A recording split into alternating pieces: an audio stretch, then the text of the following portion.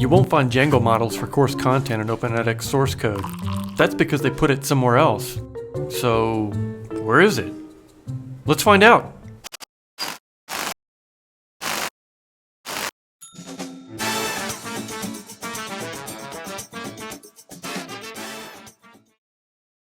Let's take a quick look at how to iterate course content in OpenEdX. I pasted links to the source code for this video in the description below. OpenEdX uses a hybrid persistence model that leverages both MySQL and MongoDB where, generally speaking, MySQL stores the student data and MongoDB stores the course content. This is a double-edged sword in that the OpenEdX software architecture is able to take advantages of the strengths of both of these models. But on the other hand, if you want to build custom code that interacts with the course content of your platform, then you'll need to be mindful that the data is stored both in MySQL and MongoDB, and that really complicates things. The architects of OpenEdX software mitigate this to a certain extent with XModule, which implements custom Python classes and helper functions that abstract a lot of the complexity caused by this hybrid storage strategy. But generally speaking, XModule does a great job of marrying MySQL with Mongo in a Pythonic way so that you can programmatically interact with course content in a manner that ultimately makes sense once you've seen some examples. Speaking of, the example plugin includes a great example of how to use XModule to programmatically recreate the course outline from Course Management Studio. I created this plugin a couple of years ago for a client who wanted a better way to audit their course content. It iterates through all the published courses and generates a Python list of dicts representing the chapters, sequences, verticals, assignments, and individual problems of each course. It incidentally also demonstrates how to capture a lot of useful attribute data about each kind of XBlock.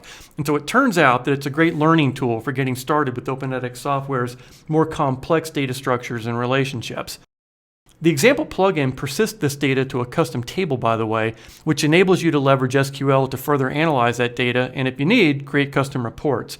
By the way, the OpenEdX plugin example repo that we're looking at right now is part of the Cookie Cutter OpenEdX project, aimed at helping you get OpenEdX up and running the right way.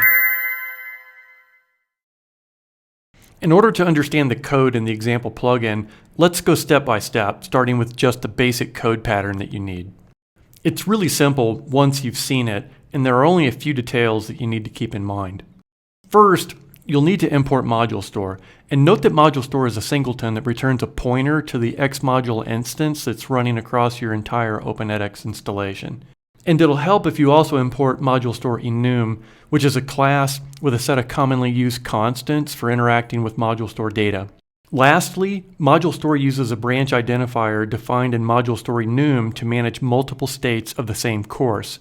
So for example, module store might contain one copy of the course in a published state and another copy of the course which is in a draft state. You want to get started on the right foot, so make sure that your with statement generates a top-level list of courses that doesn't include duplicated course keys, and where the courses themselves are in the state that you'd intended. The nested for loops inside this with statement are boilerplate and will exactly match the form that you see here in this example. Notice how all kinds of XBlocks have a getChildren method. The implementation of each of these iterators is therefore generic, which helps keep things simple. OpenEdX plugin example also includes code samples demonstrating usage of commonly needed attributes of each of these different kinds of XBlocks, and I'll point these out in just a moment. Now let's enhance that basic code pattern just a bit in order to consider a couple of details that might bear on your own implementation. Most importantly, in the Olive release, XModule was physically moved from common to the root of the edX platform repository. So depending on the version of OpenEdX that you're running, the path of your import might vary.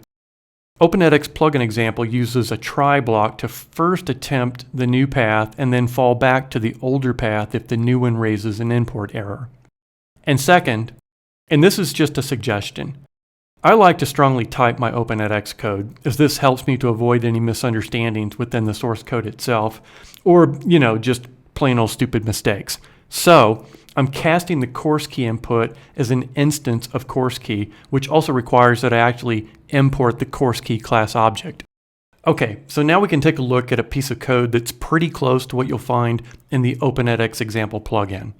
I've refactored this so that all the salient code related to iterating course content is self-contained in this one single Python module. You can see that the nested for loops now contain calls to object-specific getter functions for each of the various kinds of XBlock. So basically, for each kind of XBlock in the nested loops, I've created an implementation that deals with its specifics. If we drill into one of these, and let's take row 93, which references getSequenceDict, then one, you can see my use of strong typing again. And also, you can see that each of these calls flattens the data to a single record by recursively calling the getters for any parent objects that are hierarchically above the subject instance being passed. In this case, we call getChapterDict, passing along the parent course and chapter objects. In each logical level of the nested loop, we're building a single dict of output, in each case named row, containing as much as we know up to that point. So for example, the chapter dict also includes key value pairs about the course object. The sequence dict contains key value pairs about the chapter and the course objects, and the vertical dict contains key value pairs about the sequence and the chapter and the course objects, and so on. I encourage you to explore this Python module in more detail using the link that I pasted in the description below. With the benefit of that background information, hopefully the actual code in the example plugin makes more sense. As I mentioned a minute ago, this try block handles backwards compatibility of the Xmodule Python imports for versions Nutmeg and older. The same getters begin here on row 200. And the main implementation, called getAnalyzedCourse in the example plugin, begins on row 293. There's lots of additional learning material in the actual implementation, which is both a standalone OpenEdX plugin, and necessarily it's also a Django app named OpenEdX Plugin CMS.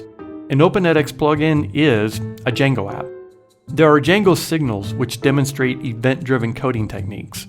There's an implementation of a custom MySQL database table implemented by a Django model. There are several custom URLs, including a couple that make use of Macro templates that demonstrate how to add Bootstrap to your page and also how to add custom CSS and JavaScript. And also one that saves the course audit data output to CSV format, which is pretty cool. And finally, this plugin leverages Django waffles to provide runtime feature toggles of all the custom features that it implements. And that is a super cool coding trick to know. I hope you found this helpful. And if you want to see more videos like this, then don't forget to hit the like button below. And separately, subscribing to my channel definitely helps the YouTube search algorithm, so please do that as well. I'll see you in the next coding tip video.